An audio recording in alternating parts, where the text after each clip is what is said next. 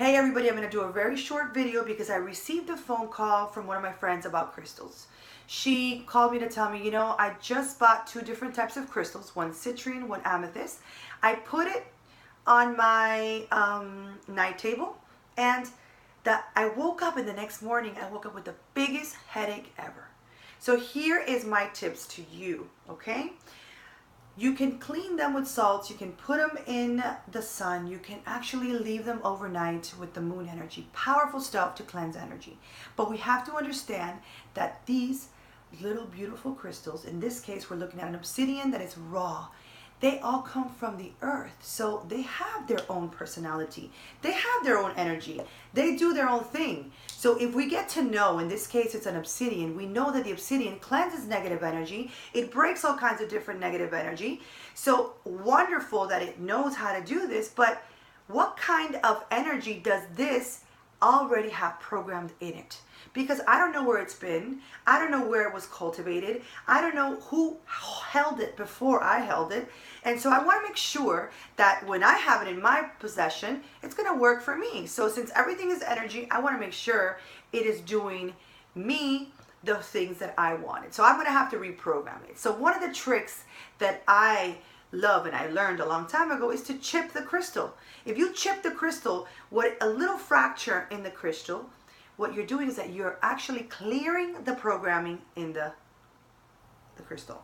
Not the personality, not what it does. The energy that it has absorbed from another person. Maybe this obsidian was sitting in the worst part of, I don't know what part of the world, and it was picking up all of this negative energy from people, and it was absorbing. It was actually doing its job. Amazing. But when I have it, I don't want to have all this energy that doesn't correspond to me. I want to make sure I give the energy direction. In this case of the rose quartz, which is a powerful crystal for love, to emanate love, I chip it a little bit and I teach and instill the soul what I want of this crystal to do for me. So I work with theta healing and I work with other methods, but you can just connect. Simple meditation, just connect with your crystal, chip it a little bit, just clear the energy and just connect to the divine. Whatever your belief is, God, energy, Buddha, whatever your belief of divinity is, make sure you connect to it and just ask and teach and instill the soul, the definition, the perspective of love according to the highest truth of your universe. What do you want this crystal to do? So in this case, I wanted to teach my body, my client's body, because I use these on my clients, on how to receive love in a pure, authentic way. How to give love. Harmonize the energy of love in your life through this crystal. This crystal will emanate this energy. I will bring in my energy into the crystal. And then when I use it on my clients, they will also receive this energy. Once I've used it for a couple of days, I clean my crystals all the time with salts.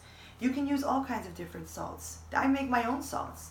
And I've created my own line of salts. But you can use any type of salt. If you want to do sea salt, if you want to do Himalayan salts, if you want to do charcoal salts, if you want to do any type of salt that you can add into a container, put your crystals in it, and leave them overnight. Leave them for an hour. That's perfect.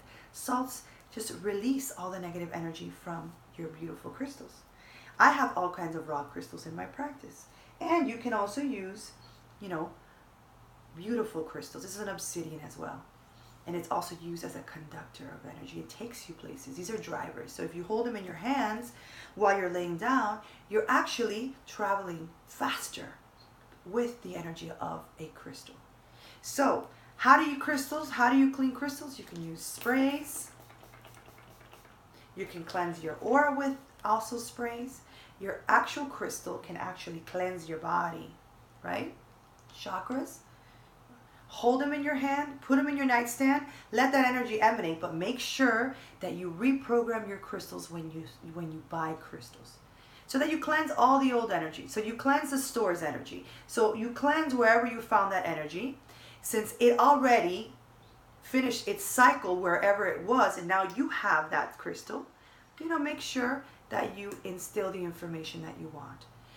Usually crystals receive about 5 to 6 new programs. So fracture it a little bit. Don't bang it, don't kill it, don't do none of that. You know, just really just fracture it a little bit and teach this crystal what you want to do.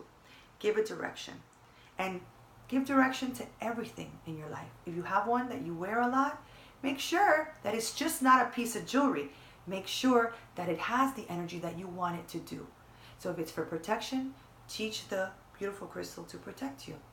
That whoever gets close to you, it protects you from any negative energy that does not belong to you. Because even though someone can be positive, whatever they're thinking, whatever they're living can be contagious, like bacteria or viruses. So a crystal does its work to cleanse all of that, to implement new information.